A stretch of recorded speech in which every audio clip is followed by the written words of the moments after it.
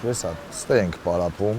այս տրինաժորների վրա, այս պարանների վրա, բայց այս ամեն ինչը կարող լիներ մեր Օլիմպիավանում։ Այս պատանիները խառը մենամարտերի աշխարհի առաջնությանն են պատրաստվում, բետոնե եզրաքարերին պարապելով։ Հայաստանի հավաքականը 9 օրից մեկնելու է Աբու Դաբի։ Աշխարհի մրցումները ամեն ամիս չի լինում, ամեն տարի չի լինում։ Մարզիկները Հրազդանի կիրճում են հավաքվել Օլիմպիավանի փոխարեն։ Քննչական կոմիտեն չի բացում սպորտային համալիրի դռները, որ կապարակնքեց Բարգավաճ Հայաստան կուսակցության առաջնորդ Գագիկ Ծառուկյանին ձերբակալելու օրը։ Սպորտային համալիրը 13 տարի առաջ կառուցել է Գագիկ Ծառուկյանը։ Եթե ինչ-որ բան կա դեղ Օլիմպիավանում բացահայտելու, երեխեքը չեն խանգարում։ Մենք չենք խանգարում մեր աշխատանքով։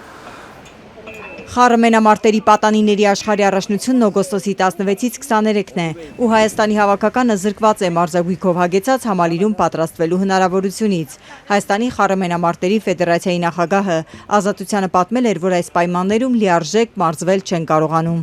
Մեկը իր մարզադահլիճում հատուկ ֆիզիկական պատրաստականություններ անցկացնելով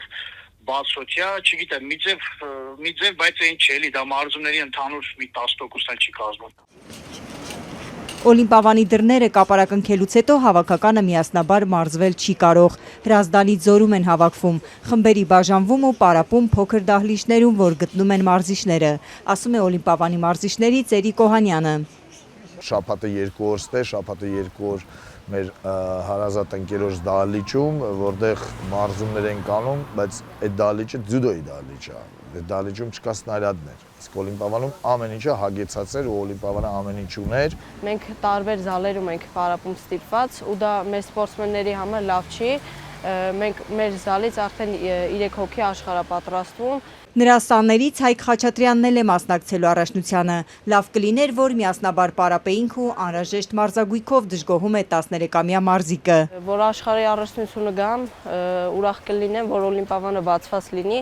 որ հետագա մրցումների համար ավելի լավ կարողանանք պատրաստենք։ Սպորտային համալիրը, որ 1 տասնյակից ավելի մարզաձևերի ակումբներ ունի, մեկ ամիս է չի գործում, հարյուրավոր սաներ են հաճախում, որ նախապես վճարել են ու հիմա չեն կարող պարապել։ Մեկ, բարձա,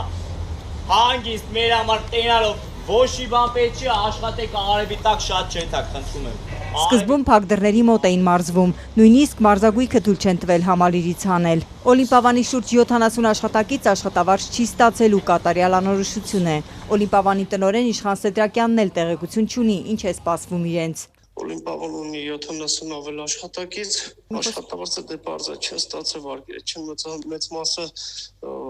Վարչով են ապրում, դե մաքրիներն են, որ Վարչով են ապրում, խնդիրներ կա էլի։ Մեկ ամիս է մարզիկները, նրանց ծնողները, մարզիչները բողոքում, հորդորում են, որ պետական կառույցները թույլ տան իրենց շարունակել պարապմունքներ աշխատել, բայց նրանց լսող չկա։ Մինչև այսօր չենք հասկանում, մենք 15-ին ոնց ենք մասնակցելու։